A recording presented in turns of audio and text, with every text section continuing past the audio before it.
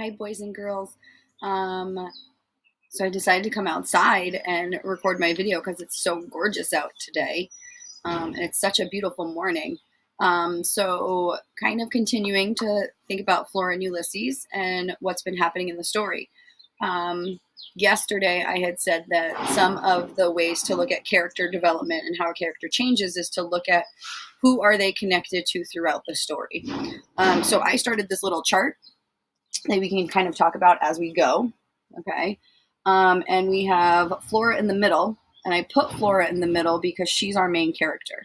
Okay. And then what we can do is we can connect characters to each other throughout the story to kind of see how are they connected to each other and how did they drive the story, right? So Flora has an interaction with Mrs. Tickham, right?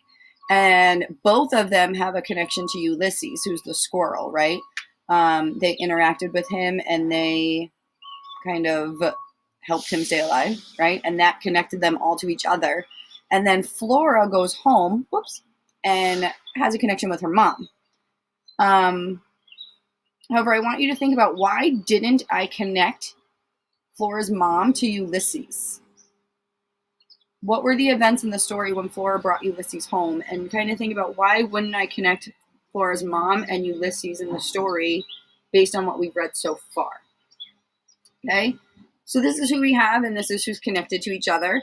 Kind of start thinking about, how has Mrs. Tickham affected Flora's life? And how has Ulysses affected Flora's life so far? Okay. And now we are on chapter 11, A Gigantic Vat of Incandesto.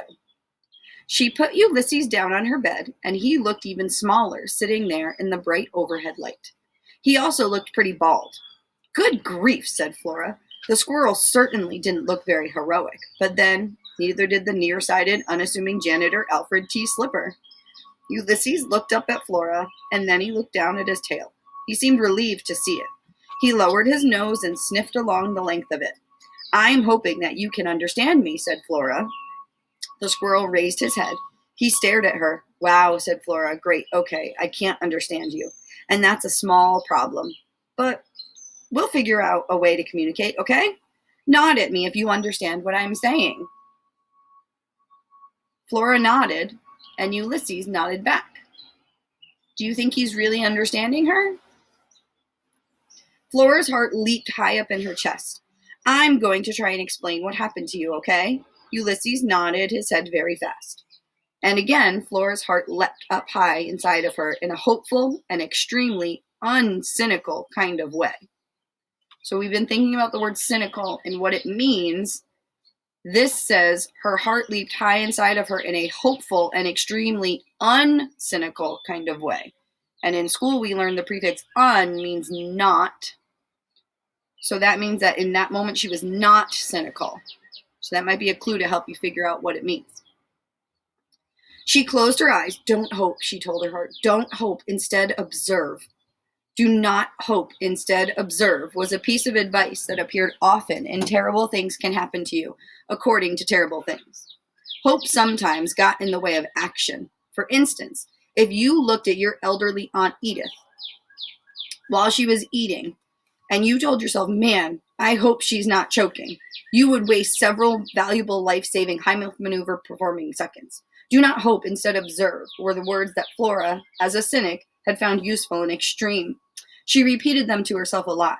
Okay, said Flora. She opened her eyes. She looked at the squirrel. What happened is that you got vacuumed, and because you got vacuumed, you have, powers. Ulysses gave her a questioning look. Do you know what a superhero is? The squirrel continued to stare at her. Right, said Flora. Of course you don't. A superhero is someone with special powers, and he uses those powers to fight the forces of darkness and evil, like Alfred T. Slipper, who is also Incandesto. Ulysses blinked several times in a nervous kind of way. Look, said Flora, and she grabbed the illuminated adventures of the amazing Incandesto off her desk. She pointed at Alfred in his janitor uniform. See, she said, this is Alfred, and he is unassuming, nearsighted, stuttering janitor who works cleaning the multi-floors office of the Paxatucket Life Insurance Company. He lives a quiet life in his studio apartment with only his parakeet Dolores for company. Ulysses looked down at the picture of Alfred and then up at Flora. Okay, said Flora, so one day Alfred takes a tour of the Incandesto, cleaning solution factory, and he slips Alfred T. Slipper, get it? Into a gigantic vat of Incandesto, and it changes him. And so now, when there's a great crisis, when malfeasance is apparent, Alfred turns himself into... Flora flipped through the pages of the comic and stopped at the panel that showed the glowing, powerful Incandesto. Incandesto, she said. See, Alfred T. Slipper becomes a righteous pillar of light, so painfully bright that the most heinous villain trembles before him and confesses. Flora realizes that she was shouting the tiniest bit. She looked down at Ulysses, and his eyes were enormous in his small face. Okay, so here's Flora.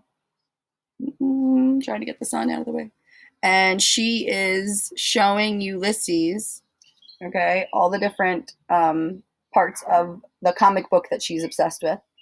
Incandesto, right? And we have Alfred T. Slipper, who is the character, right? And he turns into Incandesto with his superpowers.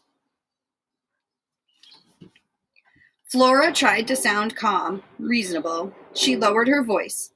As Incandesto, she said, Alfred sheds light into the darkest corners of the universe. He can fly. Also, he visits the elderly, and that's what a superhero is. And I think you might be one too. At least I think you have superpowers.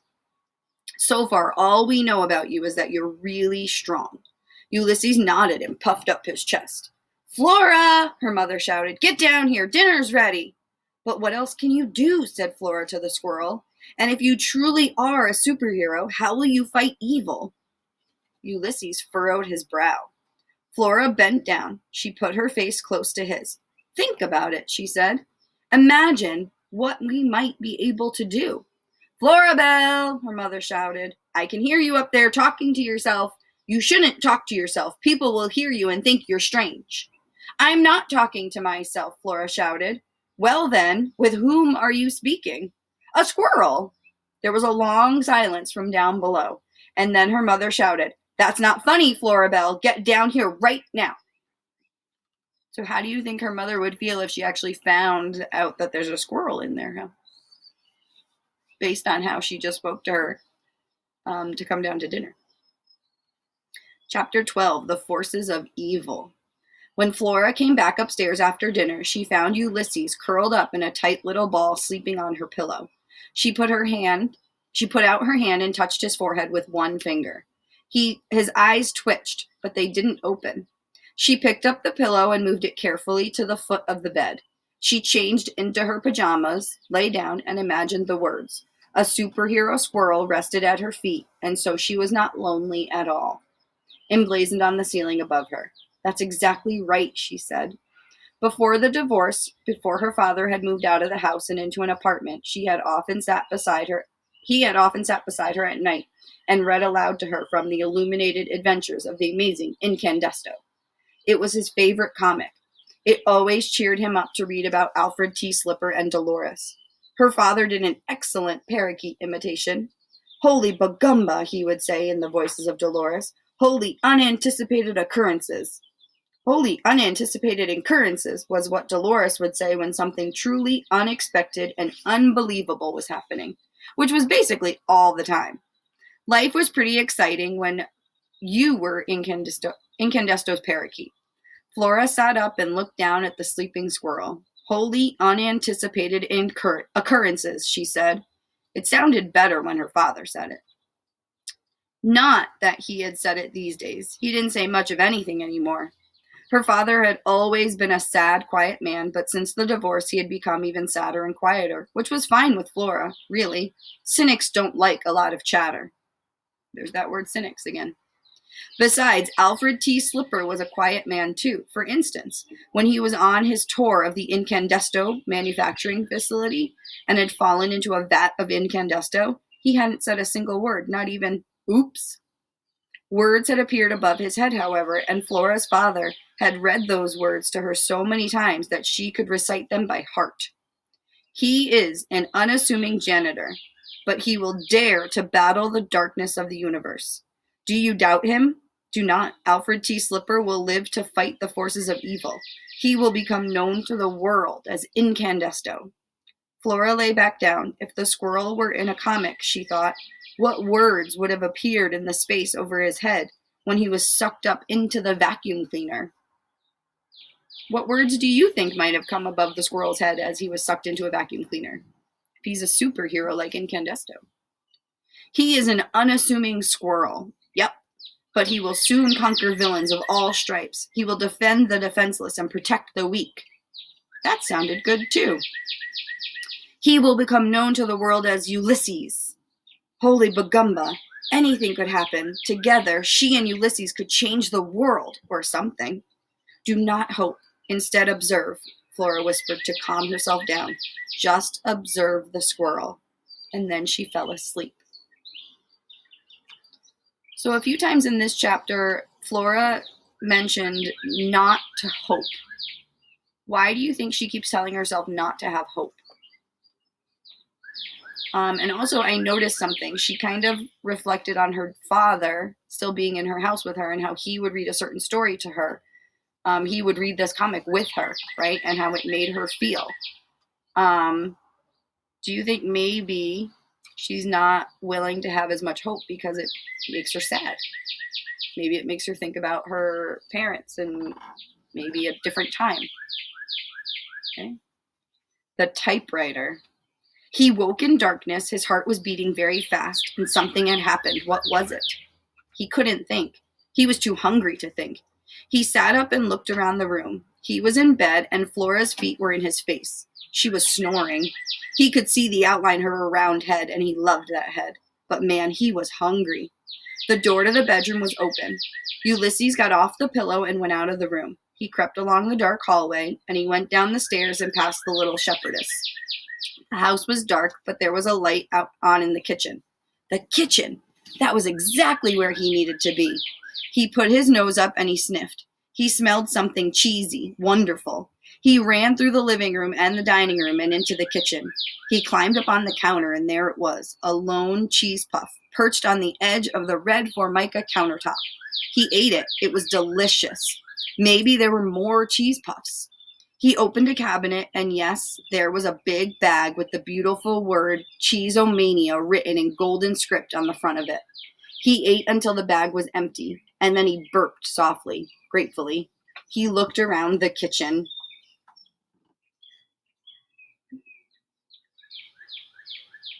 So what do we know about this typewriter here? Ulysses just spotted it. What do we know about that typewriter and who uses it? In the darkened kitchen, the unassuming squirrel worked slowly. His whiskers trembled and his heart sang. Was he fighting evil? Who could say? Oh, what's Ulysses doing? Squirtle! Florabelle Buckham, get down here right now! Don't call me Florabelle, Flora muttered. She opened her eyes. The room was bright with sunlight, and she had been dreaming something wonderful. What was it? She had been dreaming about a squirrel. In her dream, he was flying with his legs straight out in front of him and his tail straight out behind him. He was a squirrel on his way to save someone. He looked supremely, magnificently heroic. Flora sat up and looked down at her feet. There was Ulysses sleeping on the pillow, and he did look heroic. In fact, he was glowing, just like Incandesto, except oranger. He was extremely orange. What the heck, said Flora. She leaned over Ulysses and reached out a finger to touch his ear. She held the finger up to the light. Cheese. He was covered in cheese dust. So what did he eat when he went to the kitchen? Uh-oh, said Flora. Flora! Her mother shouted. I'm not kidding. Get down here right now. Flora went down the stairs and past Mary Ann, whose cheeks were glowing a healthy and disgusting pink. You stupid... Oops. No. You stupid lamp, said Flora. Now! Flora's mother shouted. Flora broke into a trot. She found her mother standing in the kitchen in her bathrobe, staring at the typewriter. What's this? Her mother said, and she pointed at the typewriter. That's your typewriter, said Flora. She knew that her mother was absent-minded and preoccupied, but this was ridiculous. How could she not recognize her own typewriter? I know it's my typewriter, said her mother. I'm talking about the piece of paper in it. I'm talking about the words on the paper. Flora leaned forward, she squinted, and she tried to make sense of the word typed at the top of the page. Squirtle. Squirtle, said Flora out loud. She felt a surge of delight at the zippy idiocy of the word. It was almost as good a word as tooty. Keep reading, said her mother. Squirtle, said Flora again. I am Ulysses, born anew. Do you think that's funny, said her mother. Not really, said Flora. Her heart was beating very fast in her chest, and she felt dizzy. I have told you and told you to leave this typewriter alone, said her mother. I didn't, said Flora. What goes on here is a serious business, said her mother. I am a professional writer. I am under deadlines for this novel. This is no time for hijinks. Plus, you ate a whole bag of cheese puffs. I did not, said Flora. Her mother pointed at an empty Cheesemania bag on the counter, and then she pointed at the typewriter. Flora's mother liked to point things out. You left cheese dust all over the typewriter. That's disrespectful, and you simply cannot eat a whole bag of cheese puffs. It's not healthy. You will become stout. You will become stout. What's her mom trying to tell her will happen if she eats all the cheese puffs? I didn't, said Flora. But then another wave of dizziness came over her. The squirrel could type. Wholly unanticipated occurrences. I'm sorry, said Flora in a small voice. Well, said her mother. She raised her finger. She was obviously getting ready to point at something again. Fortunately, the doorbell rang. All right, so now in the story, okay, thinking about why is Flora's mom so upset right now? So what happened to cause her to be upset? And then thinking about that word cynic. I want you to share with someone in your house, what do you think the word cynic means based on the first part of the book? And do you think Flora might already be changing a little bit? So if she was a cynic and she's kind of changing that thought now, right? She keeps telling herself not to have hope, but do you think inside she's having a little bit of hope maybe? So if that's changing a little bit, then what's causing it to change? Okay, and what might be a little different for her? Okay, and then can I do anything different with our chart? Are you Mom and Ulysses now more? Mom and Ulysses, are they now more connected to each other? Can I connect the two of them? Something to think about. I'll see you next time.